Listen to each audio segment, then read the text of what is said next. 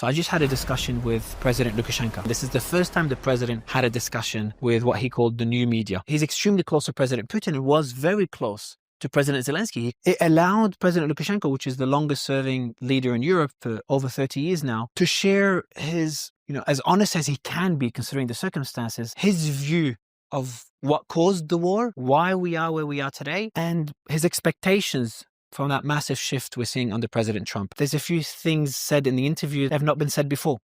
Has President Putin ever regretted the decision to invade in February 2022 now? Putin had choices too. Perhaps there were alternatives available to him. When he realized the high number of casualties, Putin immediately sought negotiations to halt the conflict. We will find out who is to blame later. How much blame can we put on President Zelensky? It feels like the guy is just a pawn in a much bigger game. I feel sorry for him too.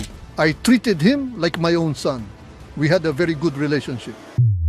We would have been approaching a nuclear confrontation. The election of Trump avoided this extreme scenario. And it seems he is fulfilling his main promises regarding peace.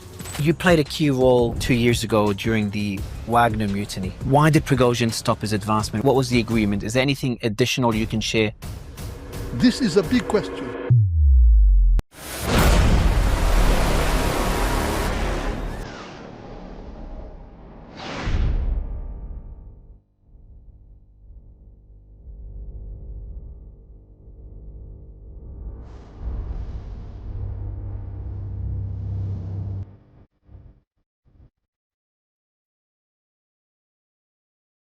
My goal is to bridge the gap between the East and the West, because I think the gap is a lot shorter than many people think. Do you agree with my statement? Do you think that bridge is shorter than people think and the media make it out to be?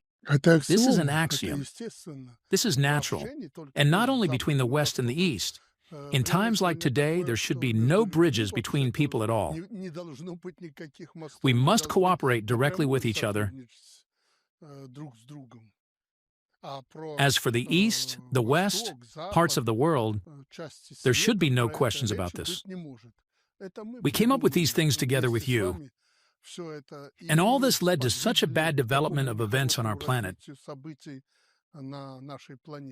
And I feel like the more I researched yourself and Belarus in preparation for this interview, I kind of felt like Belarus and yourself have acted as that bridge as well. Do you think that with the developments we're seeing now, are we heading in the right direction? And are you more optimistic now in general than you were, let's say, 5 years ago and even 10 years ago? A normalization of relations between Russia and US and NATO, at least similar to the early 2000s. President Putin was the first president to call George Bush after 9/11. To support the US in the Afghanistan war. So that relationship was significantly better, in my view, in the 2000s, to at least go back to those days. You know, Mario, in politics, apparently, it doesn't happen like this. You don't return to something, and there is no need to do so in the current situation. There is no need to go back. We need to keep moving forward. If we have moved away from that good line, the line that you've mentioned, then we need to get back to this line. But there is no need to return to the past. It is impossible. In politics, it is impossible. Especially now when everything is changing very quickly. The times are turbulent. There is no need to go back anywhere. We need to look forward and move forward. Who could think? You talked about the United States, about Russia, and so on. Who could have thought that the situation can change so quickly between the East and the West, between the U.S. and the rest of the world, including between the U.S. and Russia? Nobody could have guessed. But one person who took the risk, Donald Trump, very quickly changed the situation. He changed it back to normal. Let's hope so.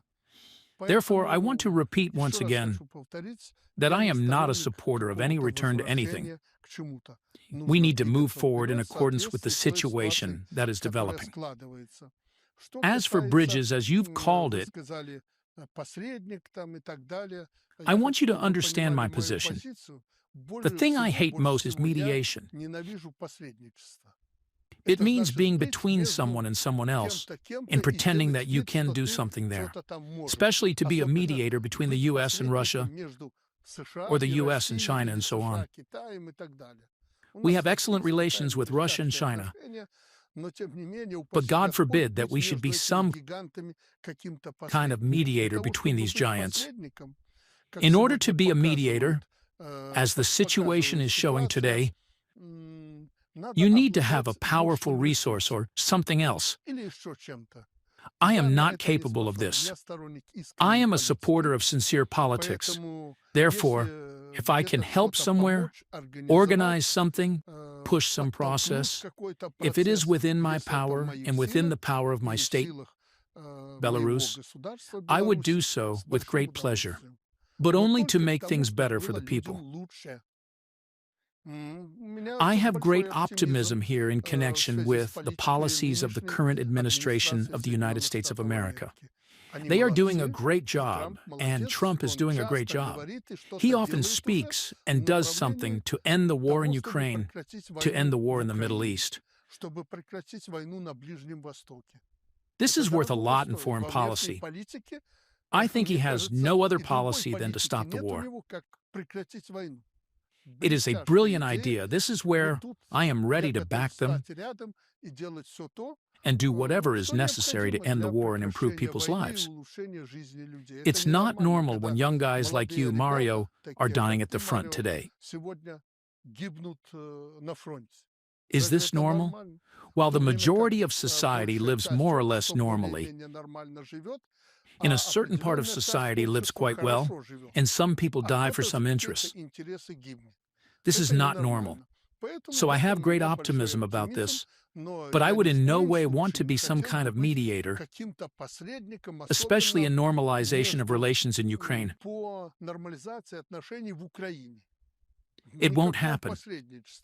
If someone needs me, or if those who are in charge of resolving this issue show interest in Belarus, we are always ready for this. But we won't get involved in this showdown. We have already been there once. It took place here in the Palace of Independence. Negotiations between Russia and the West took place here. So what? It turns out that representatives of the major Western states, Germany and France, who represented the European Union, and the Americans supported them, came to deceive Russia. They talked about this later. Well, that's a lie. That's not true at all. Back then, everything wasn't like that. Everything was serious, and no one was going to deceive anyone. But then the situation changed, and Hollande and Merkel had to jump on the bandwagon and say that they played the main role. And so Ukraine was given time to prepare an army for a war with Russia.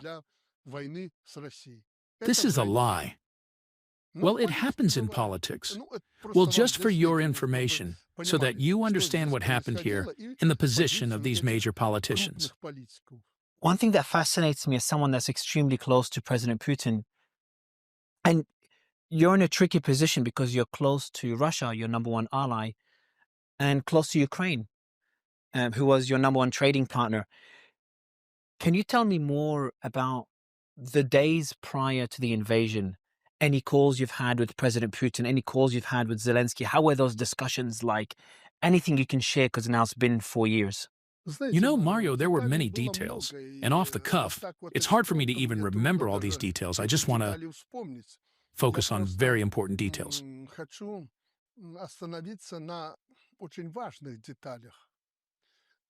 Some moments. Now, all of us, and especially you, representatives of the media, are immersed in the search for reasons. Look for who is to blame for starting this conflict. My understanding comes from other positions. We will find out who is to blame later. No one will escape responsibility. We will discuss in detail and understand the reasons for this. This is not the main issue on the agenda today. And here I would like to once again emphasize the position of the current administration of the United States. It is only thanks to this administration that the issue of ending the war has become so urgent. But I spoke about this back when the negotiations were taking place here. The Minsk agreements were signed. After all this, I said that we would not be able to achieve any peace. Even before the war started, at that time it was about the conflict that started in 2014 in Donbass. I said back then that this issue cannot be resolved without the United States of America. Everything will depend on the position that the United States and its closest allies take. But look, that's what happened. Would the conflict in Ukraine flare up if the U.S., England, and other Western countries had not supported this war by supplying weapons to Ukraine? This conflict would not have happened. Well, someone needed this war. And only with Donald Trump coming to power, the question of ending the war was put bluntly. And he said directly what he could do and what would happen if the war doesn't stop. He said it correctly. You know this. That is why this is the main thing today, and not to search for the guilty. Well, let's keep looking for the guilty for another 2 years until another million of people on both sides die. Do we need this? No, we need to stop the conflict. We need to make sure that they stop shooting at the first stage. They should stop shooting at each other. After all, it is brothers who shoot at each other. These people are brothers. The Ukrainians and Russians are brothers. Today in Russia, more than 1 million, or even significantly more than that, perhaps 5 million Ukrainians are living. There are mixed marriages. Well, there are not many Russians left in Ukraine because they were simply expelled from there. But there are still quite a lot of them. But they are the same. We are monitoring the situation at the front, and we hear the Russians and Ukrainians saying, "We are fighting well." They are fighting well. Why? Because we graduated from the same military academies. This is how the military think on one side and on the other. They understand that they came from the same cradle, and it so happened that they are fighting against each other today. So this needs to be stopped. And here we are on the same page with the Americans. We must do everything for this. What was going on then? Recently I noticed something. I will turn to Trump again. He reproached Vladimir Zelensky for having 3 years to stop the war. He asked, "Why didn't you do it?" Very well said. These 3 years. From the beginning, it was necessary to stop this war. When the conflict began, literally a few weeks later, I think, here in Belarus, there was the first round of negotiations. I was very keen to get these negotiations started,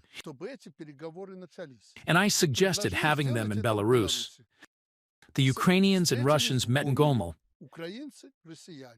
Then they didn't like something, changed their mind and said they wanted to meet in the West. In Belovezhskaya Pushcha, 2 rounds took place there. We did everything for them to sit down at the negotiating table. Then the Ukrainians probably didn't like Belarus at all, and they went to Istanbul. It was their last meeting. And there was a certain result, which Putin often mentions. There was a corresponding document. It was much more advantageous than the situation now. Back then, I publicly kept pushing the Ukrainian leadership to the fact that it was necessary to make peace. It was necessary to agree. They said, "No, we will fight until the last Ukrainian." And the West pushed Ukraine towards this. Well, so they are fighting until the last Ukrainian. Several million people fled Ukraine. And in America, you claim that about 1 million are dead or injured on the Ukrainian side. So, well, there is nothing good in this. But in the first days of this war, I called Zelensky. I won't talk about the circumstances. I called him and told him the following. He spoke for a long time explaining why the war began. Moreover, by then he believed Belarus to be an aggressor together with Russia. He was screaming and shouting. I listened to him and then asked him a question in a friendly manner. Volodya, tell me, please, in what land is the war taking place? On what territory? It is in your Ukraine. Therefore, as president, you will be responsible for this. You are responsible for not preventing the war and for the fact it is taking place on the territory of Ukraine. The second thing I told him was, who is to blame? I often give this example. I said, before that, let's not talk about Donbass. In Odessa, the nationalist forces of Ukraine burned several dozen people alive in the House of Trade Unions. They were Russians, Russian-speaking people. They have always lived in Ukraine. Why did they burn these people alive? All this kept being ramped up. The Russian language was suppressed. Russian-speaking people, and there were millions of them in the West, were facing oppression. Ukraine started to oppress them. And I asked the question, imagine if in Mexico, in the north of Mexico, let's say, the Mexicans treated the citizens of the United States of America in a similar way. What would happen? Any U.S. administration, at the demand of the U.S. public, would sweep Mexico from the face of the earth into the Gulf or America, or the Gulf of Mexico. Right? Well, the public started to demand from Putin to defend Russian-speaking people in Ukraine who were being offended by the authorities. There are many other reasons Putin defended them. So what claims can you make against him? I say there were other reasons for this. The Russian authorities talk about them. Security guarantees for Russia from NATO in the USA. He publicly asked for guarantees. No such guarantees were given. So the situation developed in such a way that the West, to some extent, especially Western European countries, pushed the leadership of Ukraine towards this war. As for reasons, there will always be one. A reason was found. But the main thing, Musk is right to start this audit of the spending of U.S. funds. USAID was closed and so on. What were they doing? They funded coups in countries. More than $5 billion, and that what is known so far was sent to Ukraine in order to carry out the Maidan. For what? We experienced the same thing in 2020. The unrest in Belarus was financed from these sources. That's how it happened. That's why initially we took a friendly position in this conflict.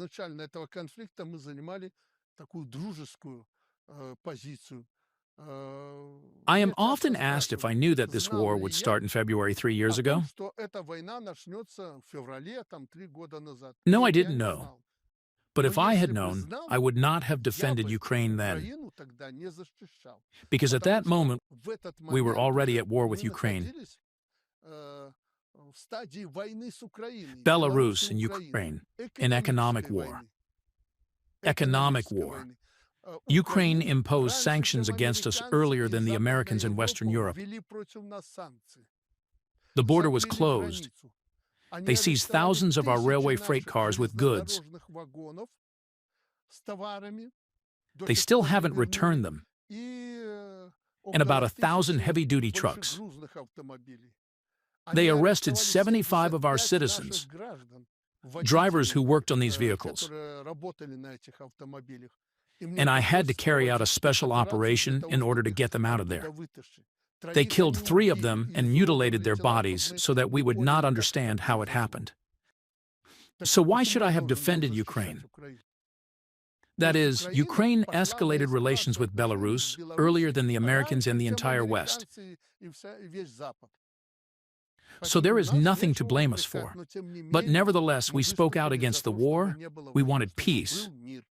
That was our position. And I emphasize once again, in the first days of the war, I called Zelensky and told him all this. The third thing I told him was, a new administration will come to power in the United States and policy will change. Nobody will support you in the war. And that's what happened. Everything was predicted, not because I am a great foreteller, but everything I said and everything was in the media. There is a corresponding recording. All of this happened. Here are some small details. If we talk about the reasons, about who is to blame, these are just a few points. When the time comes, we will discuss this. But today, we have to stop the war. There's, talking about the causes of the war, which I want to move on. There's one quote that President Putin said in 2017. I want to get your thoughts on it. He said, I have met with 3 US presidents. They all had their own ideas, but the decisions were made by men in dark suits. Have you had a discussion with President Putin about this concept? And you've kind of alluded to those people that pressured Ukraine to start the war and pushed Ukraine for the war. Who makes those decisions from your experience? No, that's how it was. I didn't want to talk about it anymore. The man is not in office anymore. But this was done publicly.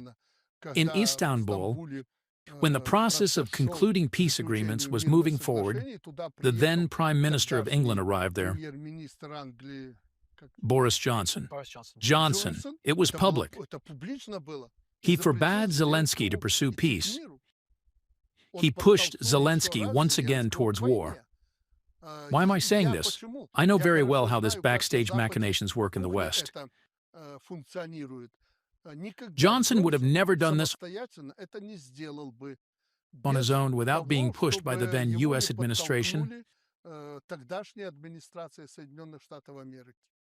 Therefore, I am absolutely convinced that Great Britain and the Biden administration were involved in the next round of escalation in Ukraine. I am absolutely convinced of this. This was a coordinated position of the Americans and the British, which Johnson expressed when he came there. Did you speak to President Putin when that happened, when those peace negotiations fell through in Istanbul?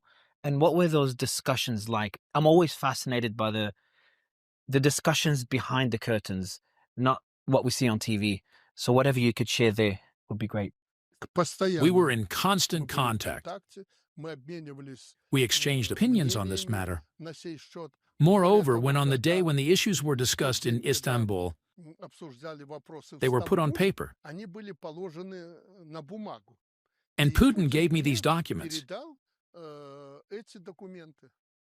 And I want to go back to that quote of the men in black suits that President Putin referred to. For me, it implies that the president isn't really the one that was making the decisions. And I think that was most true with President Biden.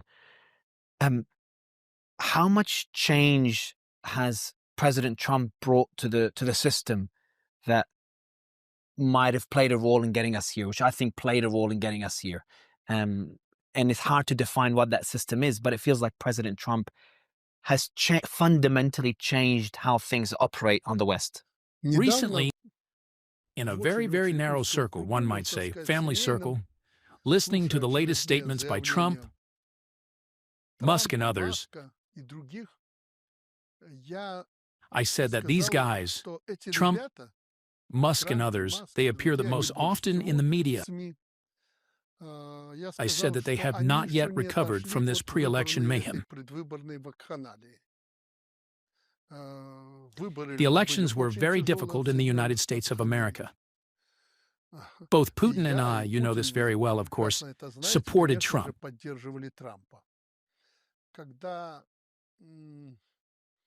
When Trump allegedly lost to Biden in the last elections, I said publicly in the parliament, literally a few days later, that this was unfair.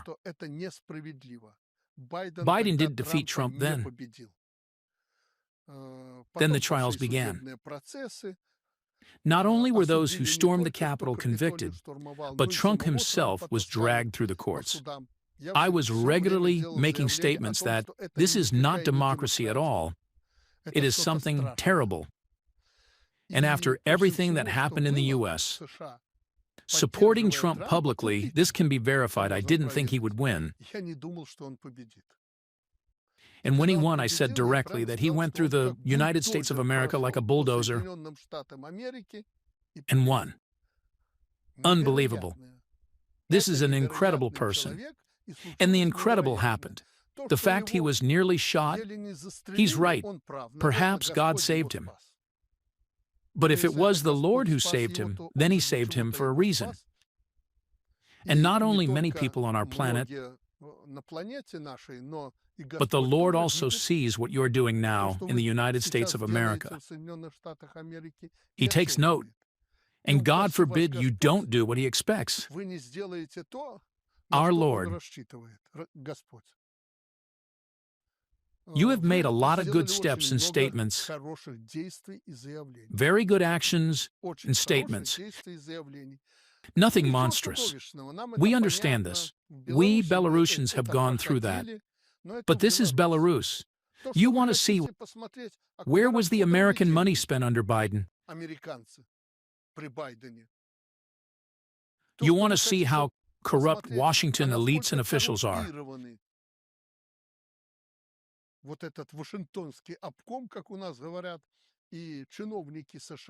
There is nothing wrong with that. I welcome this. This is right. You announced normalization of relations in the Gaza Strip, in the Middle East. You want to stop wars, conflicts. Trump said that he doesn't want to send his guys anywhere abroad anymore, to overthrow some regimes and so on. That's brilliant. The whole world dreams of this. But I must tell you, I also recently said this to a small circle as a joke. There in America they could do with someone like me. I would tell Trump straight to his face that he can't do, no, how he shouldn't do things. There are too many statements that weren't necessary at all. It wasn't necessary to voice them. Well, for example, it is very important. Recently, together with Musk, they published a video, I think on the X platform, right? They published a video about how they will make the residents of the Gaza Strip happy. Everyone will be evicted from there, distributed among some countries, etc. Listen, firstly, it's unrealistic. And secondly, even if you wanted to build something there, you shouldn't have talked about it in such a way. You shouldn't promote yourself there on some platform and create some videos. In politics, this is unacceptable. It is a mistake. And the current administration makes many such mistakes in form, not in content, but in form. You need to cool off. In the U.S. today, calm down. Do what you have voiced. You have said a lot of good things, but most importantly, you must deal with the internal problems of the United States of America. During the election campaign, you made a lot of promises to people, to voters, to 320 million people. If you don't make any progress within a year, if, well, at least some % of your promises are not fulfilled, terrible, turbulent times await you. Even your fellow party members will refuse to trust you. This is possible. There is enough jealousy towards Trump. There are a lot of jealous people who can't stand Trump. But they understand that Trump was elected by people. 2 houses of parliament are dominated by Republicans. But hopes are very high. You have to live up to these hopes. Step by step, live up to these hopes, step by step. Currently, it's not there. There is a piling up of statements. We will do this. We want this. We want that. But what about the result? And time is running out. Time is running out quickly. Therefore, the biggest mistake is to pile up these statements.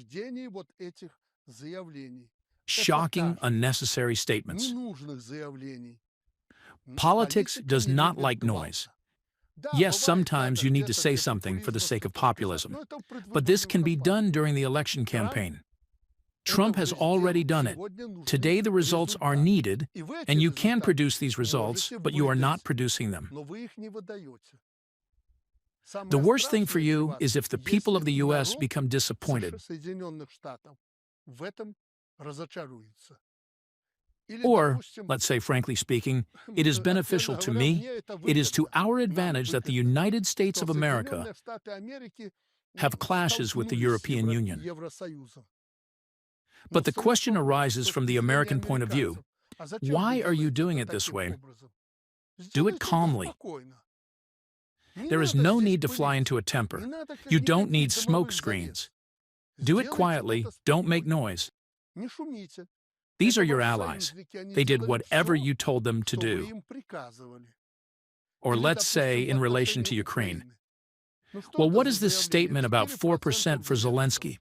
Well, Zelensky never had 4%. He had 14 to 17%. He has now. Not 57%, as he says, but 14 to 17%. This is his rating. He will lose these elections. Why making statements about 4%, giving away the mineral wealth and other things? These issues need to be resolved calmly. You are not only a media representative, but also a businessman. As far as I know, you never make noise when it comes to money or business. You never make noise. Money is made in silence. Why this noise? That was the first point. Secondly, when this war began, was it agreed that in exchange for the supply of weapons and support, Zelensky would give up rare earth metals?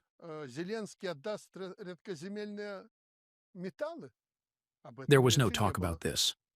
So what can you demand from him today? It is beneficial for us. The fact that you showed Zelensky at his place, he should have known about it. But if we speak sincerely, honestly, and objectively, then your position here is not strong, and everything would be fine. Zelensky is not going anywhere, but the whole world today is looking at the United States of America. And the last thing I would advise Trump, it is not necessary to attack China out of the blue. You need to come to an agreement with China. I know China very well. I have known China for more than 30 years. China has developed before my eyes. You can't stop China. It's not us. It's not Russia. This is China. The people are built differently there.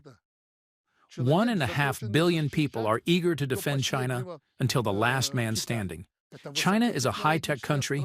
They do everything. They even produce oxygen in space.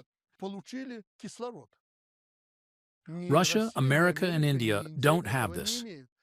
It is a very high-tech country. If you want to suffer defeat, then you will build relations with China in a high-handed manner. Find agreement with the Chinese. It will be in the interests of the entire planet. And don't think of pulling Russia closer to you so that Russia and China damage their relations. This will never happen.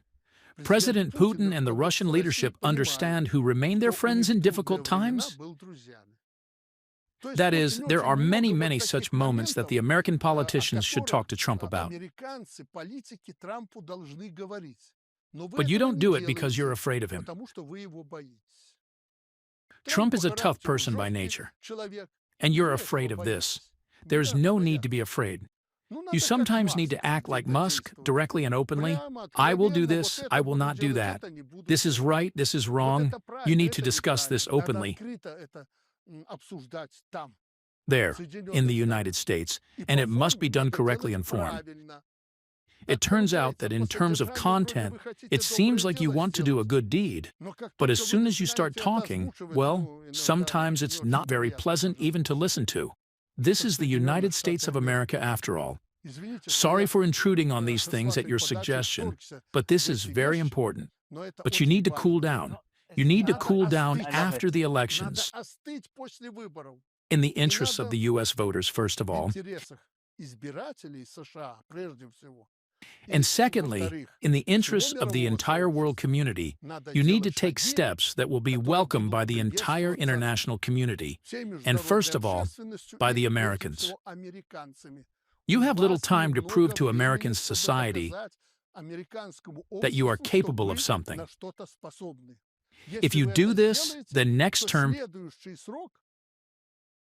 for J.D. Vance or someone else is yours. If you don't do this, the Republicans will suffer a crushing defeat in the next elections, and this will be deserved. Okay, before my question, I want to respectfully correct you on one thing. You've referred to me as legacy media on, I think, two or three occasions. I think you're used to legacy media asking you, like Steve, asking you the same question again and again and again.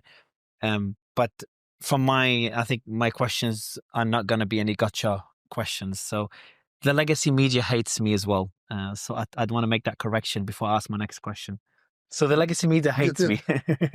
You know, Mario, you can ask any questions. I have one strict rule in relation to media representatives. If you agree to talk to the journalist, this means you have to tolerate him and answer all his questions. So you can ask any questions, maybe even the ones like Steve, although I don't think about him. Believe me, I know him. You see our question and answer relationship in the public space, but I know him a little bit more. I was interested in him. I have such an opportunity, having become interested, to know more about him. That's why I don't think about him. I like watching him and Steve on video. It's funny. My question, though, you did comment on something important. You said President Putin would never move away from China. And I think there was a comment by General Keith Kellogg, who's Trump's envoy for Ukrainian negotiations, who said that the US must try to break up the axis, which includes Iran, Russia, China, North Korea. But most importantly, I think Russia and China.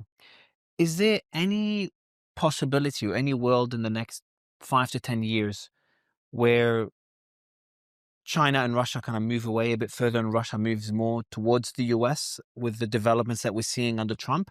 Is there that possibility that Russia moves closer to the US? Anything can happen in this life, so I won't deny it.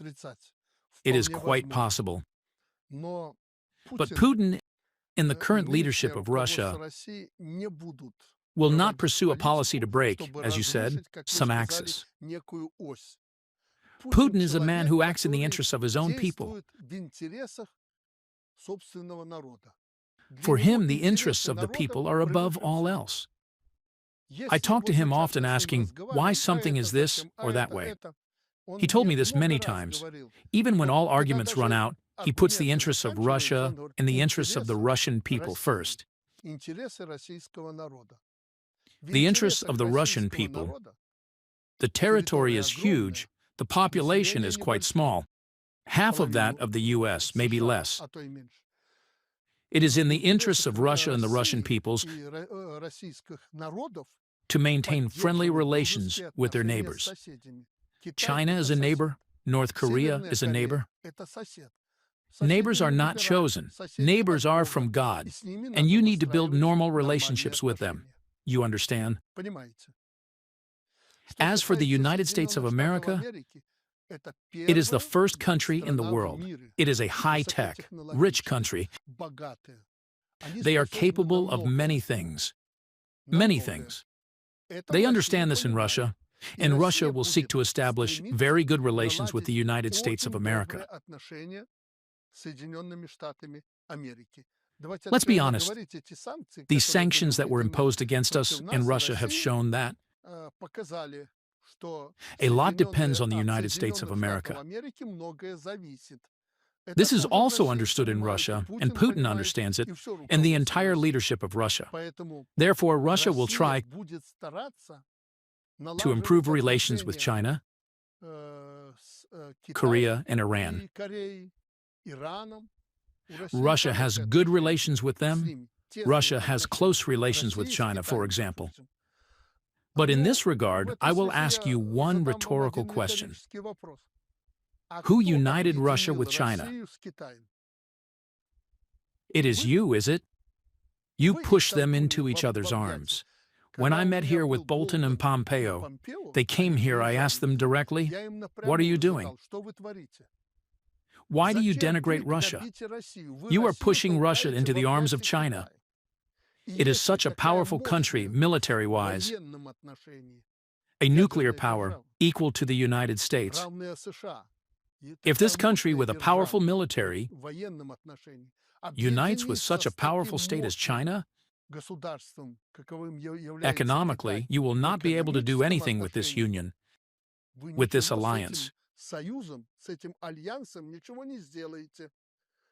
But then you put pressure on Iran, rejecting the deal. That was Trump who did it during his first term. Then you started putting pressure on North Korea. But where could they go? So you united them. What did Bolton say when you asked him that question? He agreed with me. He agreed with me, but that's how it happened. And what about him? What else could he do? You have imposed sanctions. Russia is a huge country. It holds a leading position in the energy sector. They needed foreign currency revenue and similar resources. Therefore, Russia began to seek opportunities, not in the West, but in the East, particularly in Asia, and such an opportunity was found. Therefore, today it is impossible to separate Russia from China or to sever their relationship. That won't work. If the Americans act aggressively here, using this brute force, not military force, Trump will not go to war with either China or Russia. He understands the potential consequences. In that sense, he is a smart person. However, if you pressure Russia in an attempt to damage its relations with China, it will lead nowhere.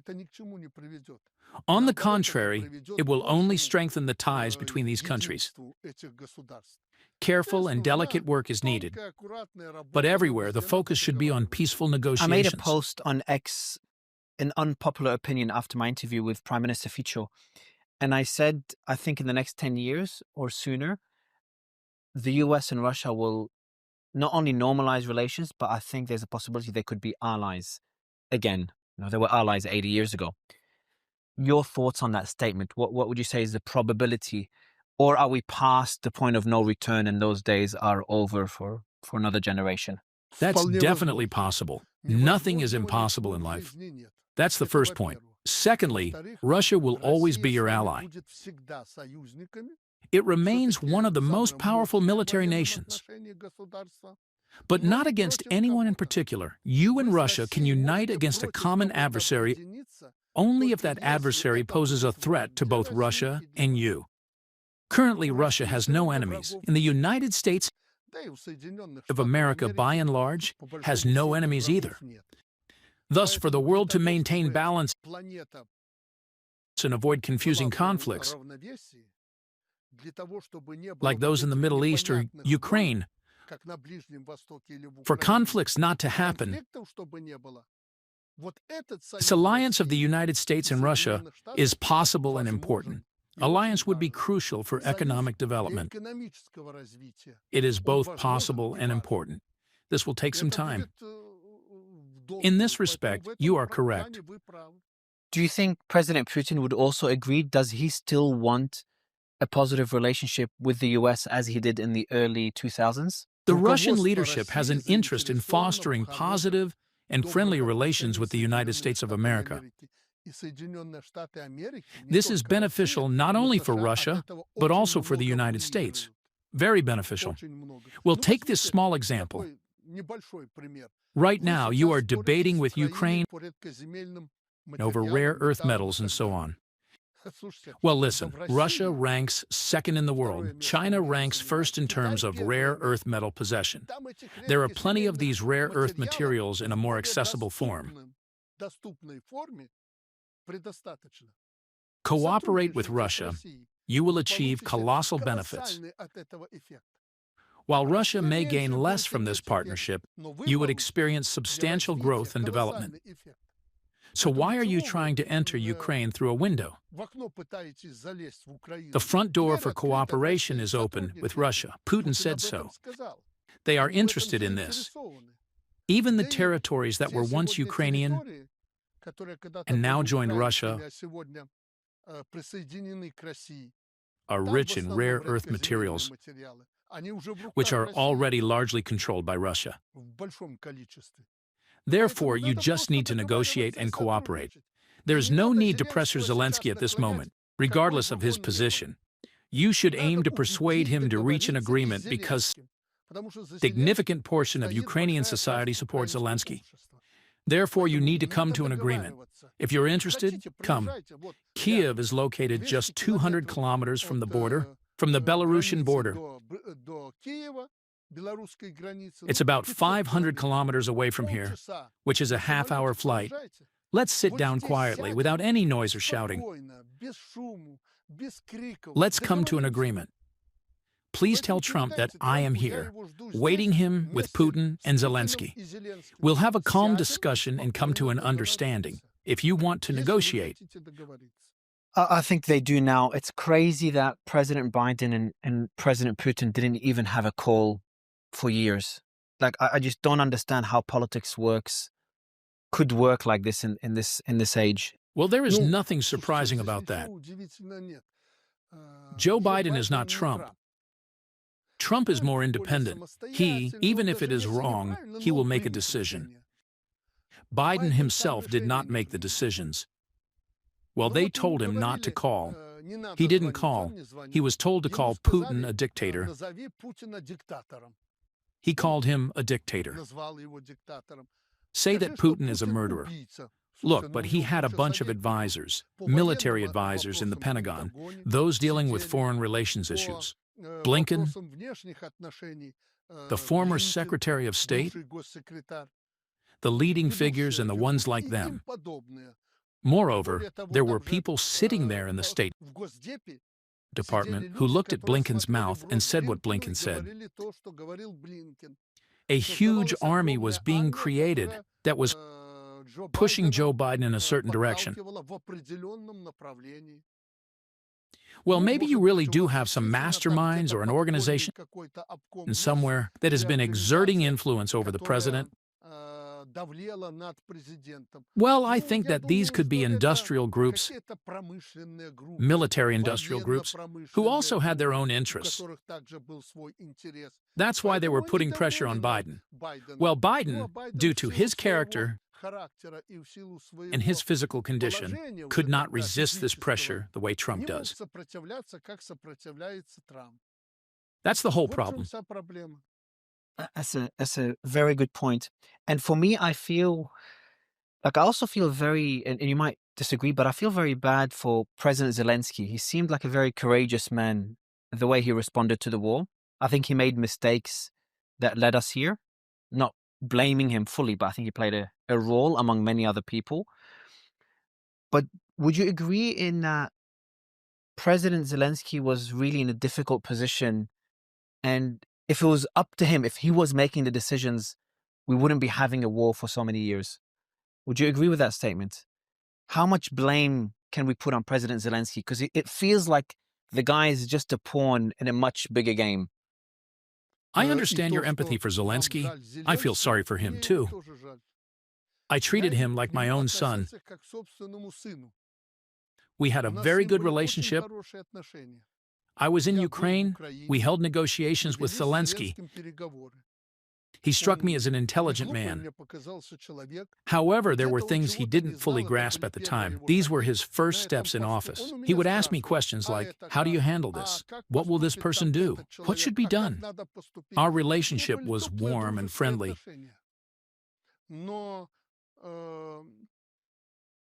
But however, the fact that he yielded to the influence of extreme nationalist forces is unfortunate. But it's clear that he probably had no one to rely on at the very beginning.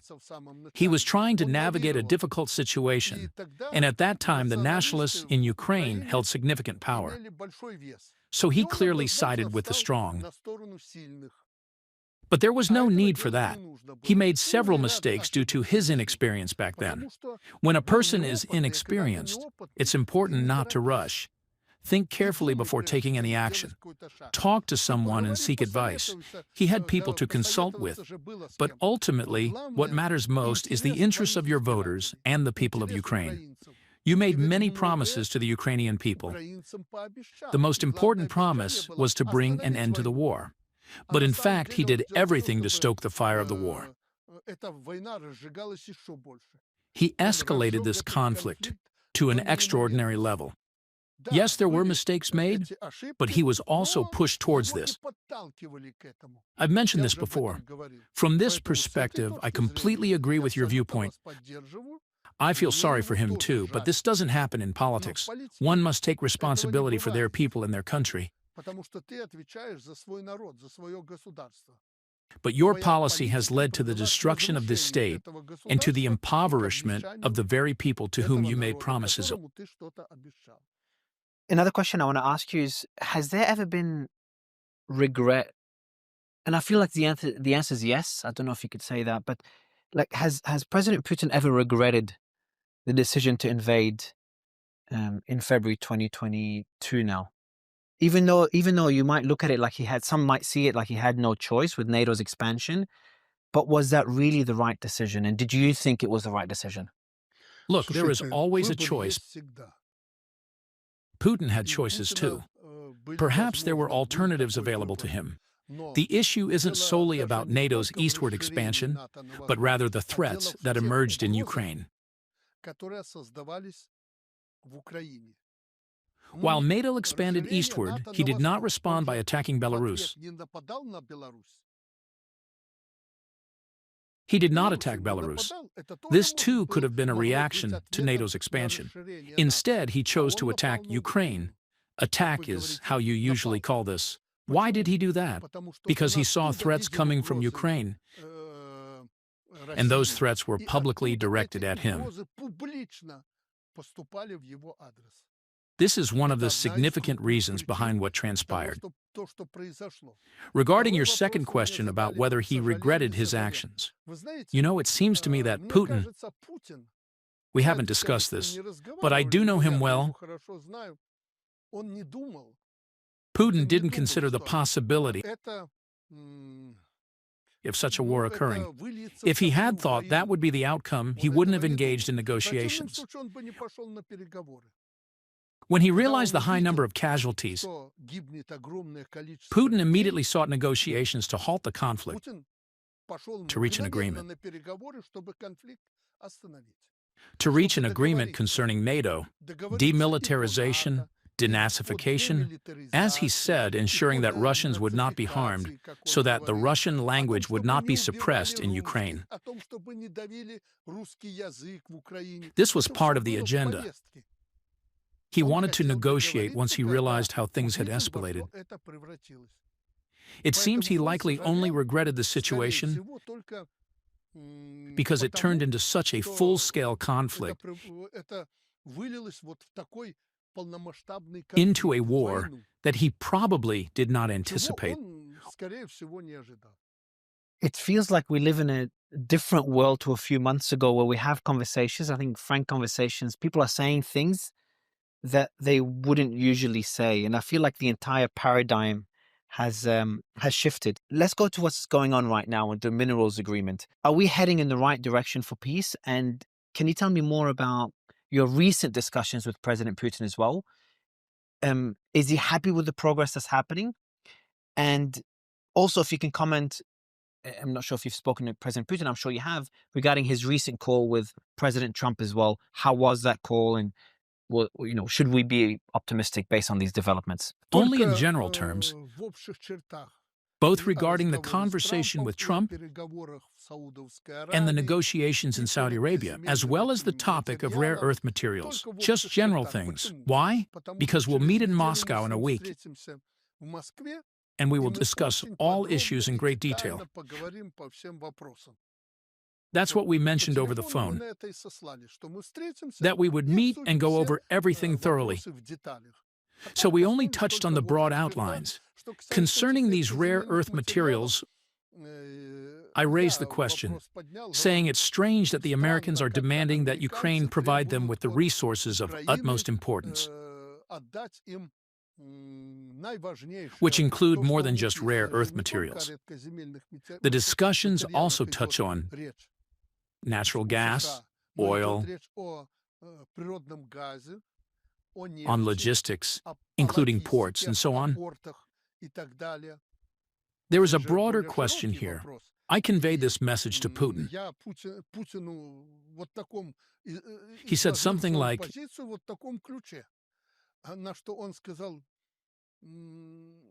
"It's as if the Americans are knocking on an open door. We have everything in Russia. We can reach an agreement with them and collaborate." And then he announced it publicly. As for rare earth materials, as for the agreement on Ukraine, he once again confirmed his stance. And I know his position, he said. We are in favor of it. We are ready to sit down at the negotiating table to discuss Ukraine. If it concerns Ukraine, then we talk with the Ukrainians. He then mentioned that the Ukrainians, particularly Zelensky, are upset about not being invited to Saudi Arabia. Why reach out if there were questions about Russia and the USA? The issues concerning Ukraine were only briefly mentioned during those negotiations. So why was it necessary to involve Ukraine? But Trump has already addressed this matter. When Ukraine's issues are being resolved, I believe that no one will resolve these issues without Ukraine. Do you think that increasing, the incentives that the U.S. has in Ukraine with this deal, could that be seen as a threat? Because now the U.S. has more interest in Ukraine, if that deal goes through, which is about to be signed in a few days. So could that be seen as a threat to Russia? Also, the comments by, I think, France and the UK about sending peacekeeping force as well to Belarus. What are your thoughts on that? Not to Belarus, to Ukraine, because could that be seen as a threat as well to Russia? So you got the peacekeeping force and increased interests, U.S. interests in Ukraine. Regarding the last question you asked at the end about France and Germany sending peacekeeping forces, Russia will never agree to this. At least, that is Russia's position today. Furthermore, the leaders of the European Union, primarily represented by Germany and France, are currently taking a very aggressive stance. I don't know if Trump succeeded in the negotiations with Macron and Starmer to persuade them towards peace and peaceful negotiations. However, they are indeed adopting a very aggressive position on the ongoing war between Russia and Ukraine. Therefore, Russia is categorically against any peacekeeping forces from European states. The first question was about the risk of U.S. interests in Ukraine. Yes, concerning the agreements of the United States and with Ukraine. This may be alarming for Russia, and most likely it is.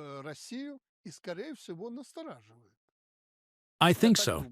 I have not discussed these matters with Russia, with Putin, yet. We will discuss this issue with Putin, but it may very well be a cause for concern. If Russia perceives that these agreements extend beyond economic relations, if they are purely economic, and not linked to the military-industrial complex, weapons, armed forces, then why not? Russia will stay calm. Yes, it is indeed unsettling that a powerful nation like the United States will be developing minerals and establishing its own enterprises right at our doorstep, just outside your window. Yes, it's not that nice. It could have been you, but it's not you. Well, Russia will endure. Russia is vast and has ample resources. I want to ask you a question that I'm personally fascinated by, unrelated to everything we've discussed, and probably one you're not expecting. You played a key role 2 years ago during the Wagner mutiny. You were having discussions with Prigozhin, with President Putin, ending the advancement towards Moscow. I remember covering the story very closely for 24 hours live. It's a very scary day for the world, in my opinion, but it's one not talked about. It's been 2 years. What can you tell us about that day? Again, that's a personal question that I'm really fascinated by. What can you tell us? What were those discussions like? Why did Prigozhin stop his advancement? What was the agreement? Is there anything additional you can share from 2 years ago? You know, this is a big question. In fact, my actions were appreciated by the West, surprisingly even by the CIA and MI-16, along with other intelligence agencies. They appreciated it greatly. Why? It is not customary to talk about this publicly. However, the West took notice. I felt that too at the time. As the process unfolded, I sensed it as well. At that time, Zhenya Prigozhin was rushing toward the nuclear button, and the West assumed that he could potentially overthrow the existing government at that time and seize nuclear weapons. This is what they privately thanked me for.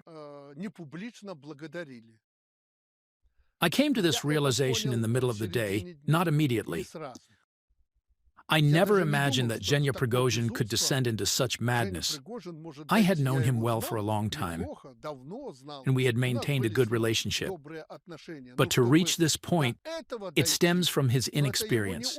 He should have understood that it wasn't just about Russia. The Russians, as well as the Americans and the British, would destroy him. They would not allow him to gain access to nuclear weapons. This is a fact. But he didn't grasp that. He went straight to Moscow.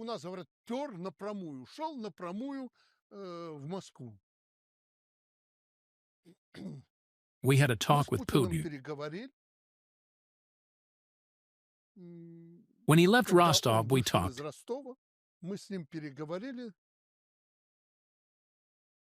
I won't go into details there. That's a separate, extensive discussion. I realized that the situation was serious.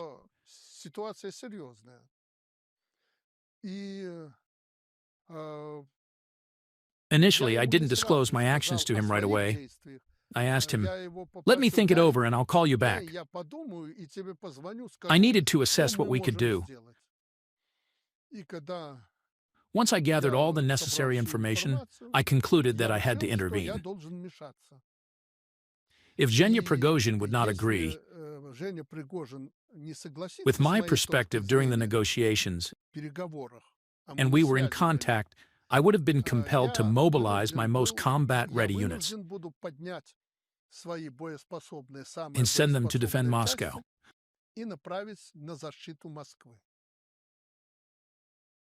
I called Putin and confirmed that I would be prepared. Send planes. We would transfer our special forces and special operations forces to Moscow to protect the city.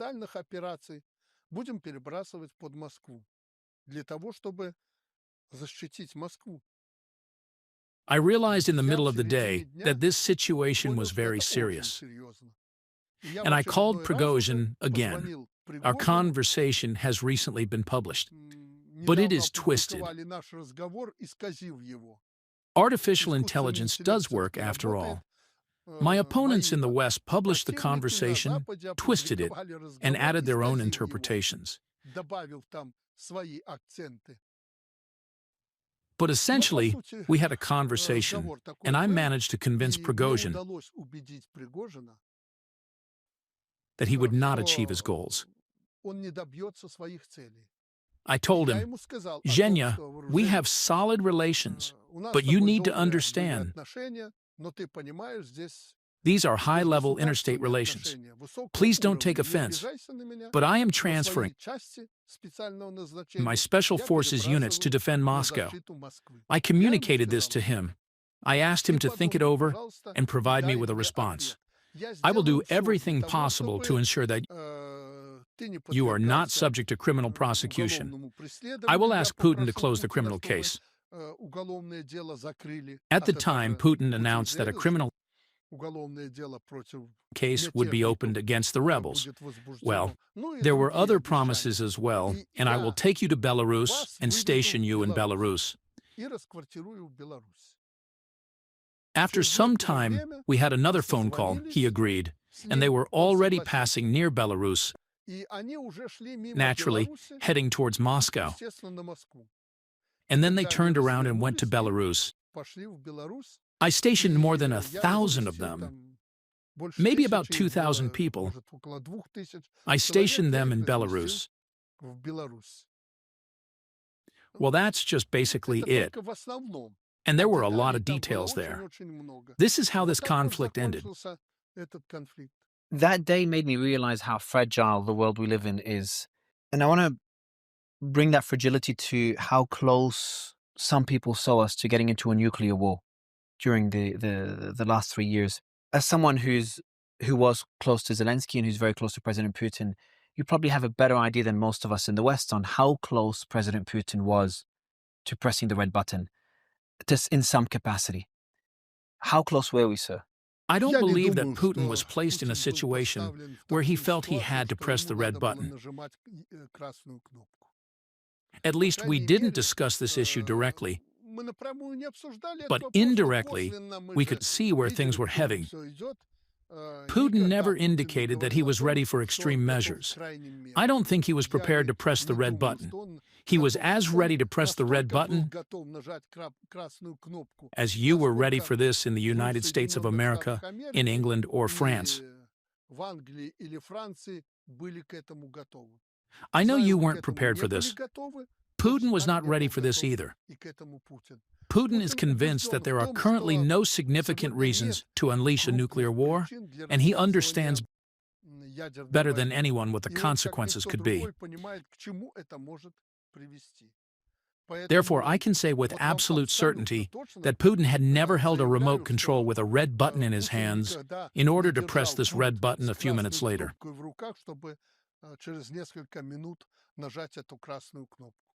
If aggression is committed against Belarus and Russia, then all methods of response will be employed. And in no case is it a fact that it will start with a nuclear confrontation using, say, tactical nuclear weapons. For example, if there is an attack on Belarus from the West, like from Poland or another place, and we have an agreement on the defense the Belarus and Russia, this does not mean that we will use nuclear weapons tomorrow. There are many other diplomatic and military methods available, traditional weapons and so on. For example, Orshnik and other weapons, but no one will reach for the nuclear button. But if the threat becomes extreme, then this weapon exists to be used. The United States of America will do exactly the same. What about the nuclear warheads here in Belarus that were moved there a few months ago? Do you know what is very important? I apologize for interrupting you. On a purely human level, why am I happy that Trump was elected? In a situation where we have really already started talking about nuclear war, why did they elect Trump? Trump has a large family. He has many young children and grandchildren. Yes, he does. His son with Melania Trump is still very young, probably about 20 years old. Eric, Don Jr., Baron. Baron. Yes, he is very young. He is probably the same age as my Kolya, my youngest son. And they are somewhat similar to each other. Your youngest son is 19, yes? He is 20.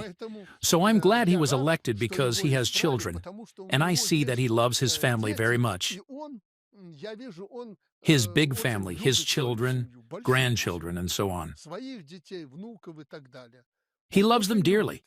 A person who has love for children and family, it seems to me, would never press the red button. What about President Xi Jinping? You've met the president of China multiple times. What's his stance on the war? Because he's been very, very tactical and not as vocal about what's been going on. Yes. As I mentioned before, Xi Jinping and I are on good terms. Of course, it's not the same relationship as with Putin. Xi Jinping is a bit further away, but we've known each other for a long time. He wasn't even the president yet. Our relationship is quite open. I can say this with absolute certainty. Not only doesn't Xi Jinping want war, he doesn't escalation of relations. He doesn't need confrontation. That is inherent in the Chinese. It's in the blood. They will quietly and calmly explore their options and take action. They understand that in this silence, they can succeed, and they do succeed.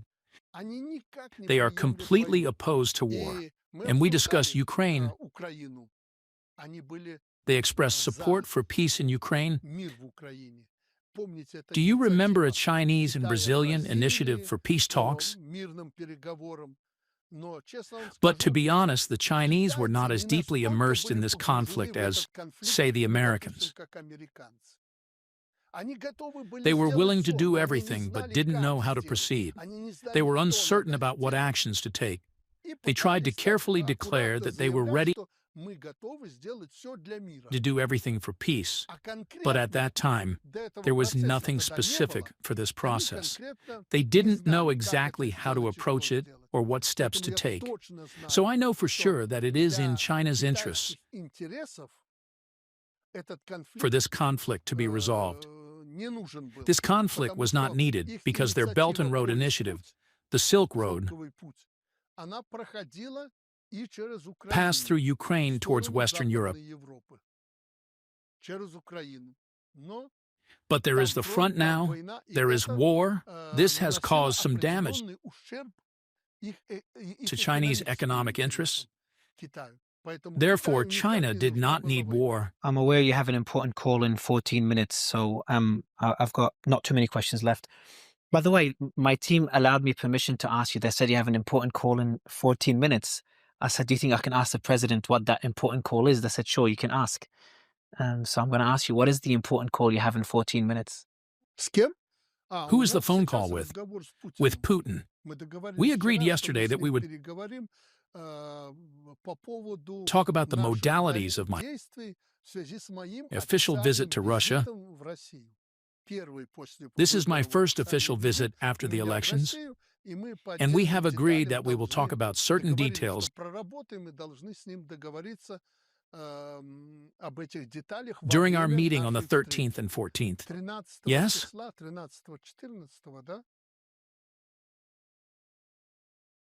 On March 13th, 14th, and 15th, I will be in Russia with an official visit. This conversation with Putin will be related to the details of this visit. Thank you for sharing. We've talked about the future of Russia, China, Ukraine. What about the future of NATO? We've seen a lot of friction now between Europe and the US. What do you see the future of European-US relations first, and then the future of NATO? And what is the purpose of NATO if Russia and the US are starting to get closer together again? It's hard to imagine what will happen there. They have significant internal contradictions, and the Americans are well aware of this. The future of Europe can only be bright in alliance with Russia. If the Europeans, the European Union, established good, normal relations, at least economically on with Russia, they would thrive. But do the Americans want this? That's the question. Regardless, for the Americans, not only China and Russia, but also the European Union are competitors. Will America be great again?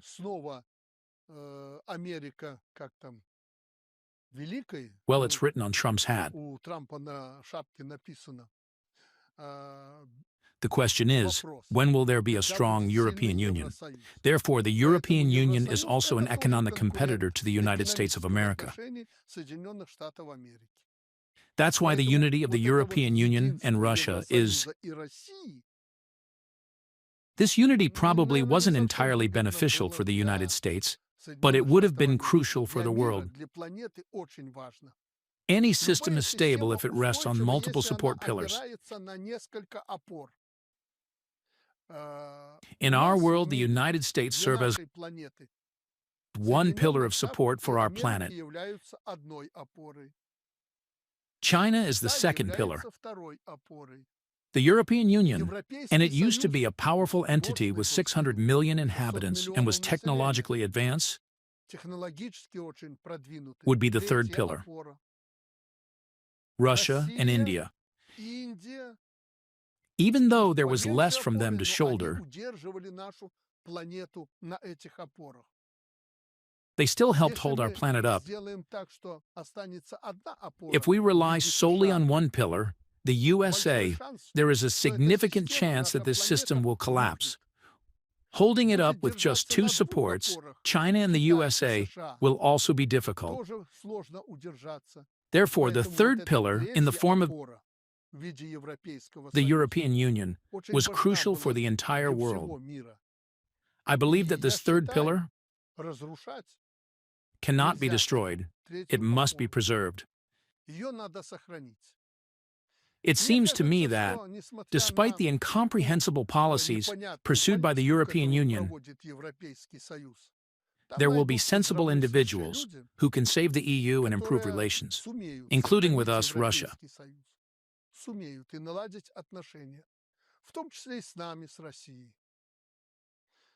Ukraine is too small to threaten the world we all inhabit. The USA, China, Russia, and Ukraine. It's too... The explosive power is too small. That's why we need to resolve the issues with Ukraine and in the Middle East. There it will be easier to achieve this if the Americans are willing to do so. And it seems to me that we will resolve these problems this year. The last two questions, Mr. President. The first one is, where do you think we'll be today or next couple of years if former President Biden was still president? Well, it's hard for me to imagine, but it seems to me that we would have been approaching a nuclear confrontation or a third world war. The election of Trump, at least as of today, the election of Trump has made it possible to avoid this extreme scenario. I think this applies not only to today. Trump appears to be a strong individual by nature, and it seems he is fulfilling his main promises regarding peace. I've got two more last questions. The first one is a question on behalf of a friend of mine. So, not a friend, a client of ours. So I was just before coming to Belarus, I met a client and I didn't know he was born in Belarus, lives in Russia. And, I told him we'll be having this interview and he asked me for a favor to ask that question. Yeah. Mr. President, we learned in 2020 that even if we disagree with our president, change is gradual and takes time and should not be forced through violence or revolution. Is there any chance you could turn a new page and give those who got a bit too excited a second chance, offering them a pardon, those that are exiled? This is my task. We are already working on it. We do it. That is my task.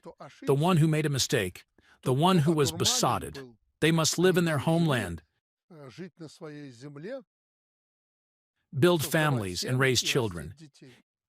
This is one of my responsibilities. And last question, Mr. President, is I feel, especially after this discussion, but even before we had the opportunity to meet, being asked the same questions time and time again by the same people in the media didn't allow you to give your perspective to a Western audience.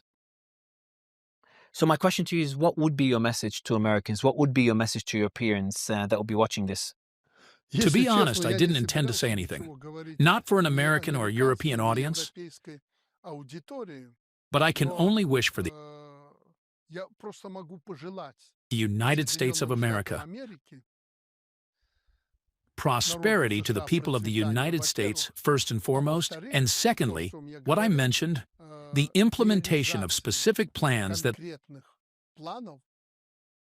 the new administration has laid out. I want Donald Trump to be an effective president. I want what Trump promises to the American people and to all of us to come true.